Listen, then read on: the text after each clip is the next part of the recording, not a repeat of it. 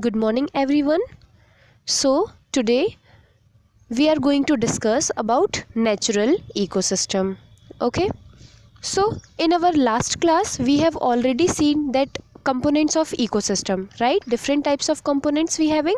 Now today we are going to learn about the pattern and types of ecosystem.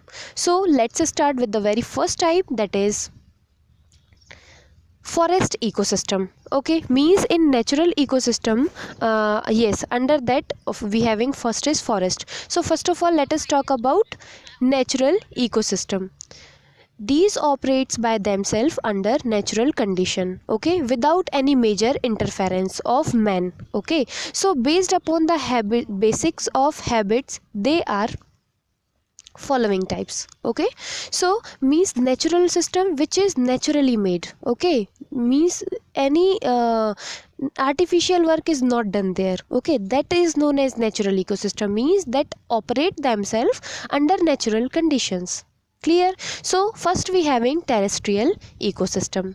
So these are ecosystem of land, and some important terrestrial ecosystems are forest ecosystem, grassland ecosystem, desert ecosystem and mountain ecosystem. So let's start with forest ecosystem. Okay, so as you all know that forest is an important terrestrial ecosystem, and which is characterized by the population of large and dense trees of different plant species. About 40% of earth's surface, that is land, is covered with forest. So many animal species are found in forest. So the type of plants and animals are decided by the geographical location of the forest ecosystem. Okay, so the components or structure of forest ecosystems are as follows. So first we having biotic component under the forest ecosystem. So biotic component like producers, consumers, right? In consumers means herbivorous, carnivorous, top carnivorous means primary, secondary, tertiary. I have already told you. So all these will come under the biotic, and in abiotic, that organic substance, inorganic and climatic forest, all these things. Okay, so this is all about forest ecosystem. Now let's talk about grassland ecosystem. What is grassland ecosystem is, the grassland biomes are found in both in the middle latitude and eutrophical tropic, eutropic climatic zone. Okay, so the grasses were from short buffalo's grass to tall elephant grasses and bamboos. Clear? Means the grasses vary from the short to the tall like elephant. Okay, so the principal grassland included the prizes of the Canada and USA and the pamps of South America. So in this way, okay, so the annual, and also the annual rainfall is between about 25 to 75%, 25 to 75 centimeter. Yes, and 8% of total part of India comprises grassland. Clear? So again, a typical grassland, that following components are like, again we having biotic and abiotic. So under biotic, like producers means a wide range of grasses along with the shrubs and trees serves as producers, like main grasses. Main grasses we having like desmodium, है ना? These are the name of the grasses. Chidon, है ना? So yes, now second is consumers. So they obtain food from grasses directly or indirectly. So they also categorized into three category: primary, secondary and tertiary. So in primary, like grasshoppers, insects, rabbits, है ना? In secondary, like birds, snakes, lizard. In tertiary or top consumers, like hawk and peacocks. Okay, now decomposers. So decomposers means like certain fungi like mucor, है ना? Aspergillus, rhizopus and bacteria are decomposers. So they feed on dead bodies of plant and animal, and they decompose complex organic substances of dead bodies into simple organic form. Okay, so that the mineral can again enter in the body chain. Clear? Now let's talk about abiotic component. So all non-living part of the grassland ecosystem, such as soil, mineral, salt, CO2, O2, N2, light rainfall, etc., temperature, wind, all these are abiotic component. Clear? Now let's talk about aquatic ecosystem. So aquatic ecosystem means ecosystem found in water is called as aquatic ecosystem. So it is divided into two parts, that is freshwater ecosystem and marine water ecosystem. Okay, so what is freshwater? That is ecosystem in such water where salt is not present, means at the place where salt is not present. Okay, for example, we having freshwater ecosystem like pond ecosystem, river ecosystem, spring ecosystem, all these things. Okay, all these are the examples. Now freshwater marine water ecosystem. So ecosystem found in salty water, that is known as marine water ecosystem, like sea, ocean, yes, ocean ecosystem. So all these things. Now let us talk about freshwater ecosystem. So that is ponds and lake ecosystem. So ponds and lakes are stationary freshwater bodies occur on land in almost all type of biomes. Ponds are small and shallow with a size less than 1 hectare and a depth of less than 2 meter. Okay, whereas lakes are the largest and the deeper.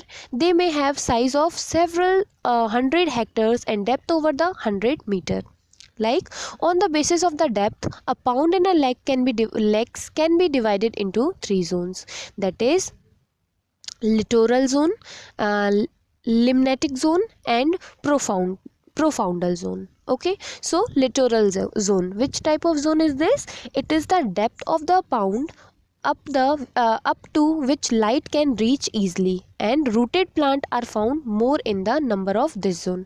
Clear? Now limnatic zone means it is the region of open water when where light can reach, and this zone contain more plants and zooplanktons. Clear? Now profoundal zone.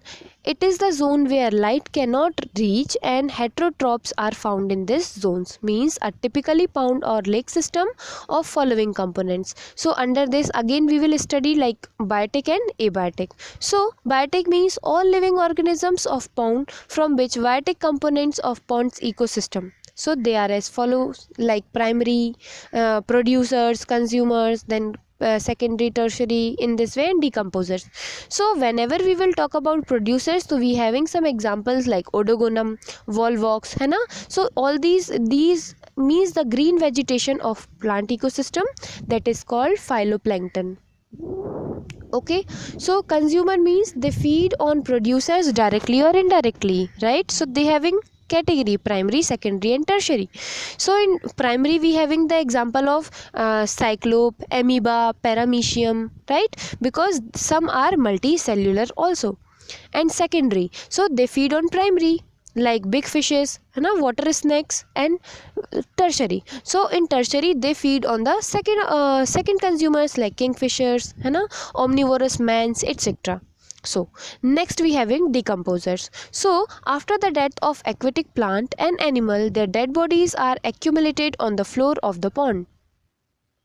So decomposes their complex organic substance into simple form, so which are finally mixed with soil of the bottom of the pond, and these again absorbed by the roots of producers, and thus the matters is recycled. Okay, like fungi, rhizopus, bacteria, etc. Now in abiotic also again we having different types of like in water, like H2O, H2PO4, CO4, Cl, Br, bromine, so all these elements. Okay, so in abiotic component we having stream and river ecosystem and components of lakes. Okay, clear? Now next is, this is all about natural ecosystem. Now next we having, my dear students, that is man-made or artificial ecosystem. So artificial and man-made is, these ecosystem are maintained artificially by man. Example, cropland, that is wheat, maize, rice, this is all created by man. So this will come under the artificial ecosystem. So all these things are man engineered ecosystem, that is called agro ecosystem. Means whatever we are doing in a farming, that is come under the agro ecosystem. Okay, so national park for wildlife conservation are also an example of man-made ecosystem. Clear?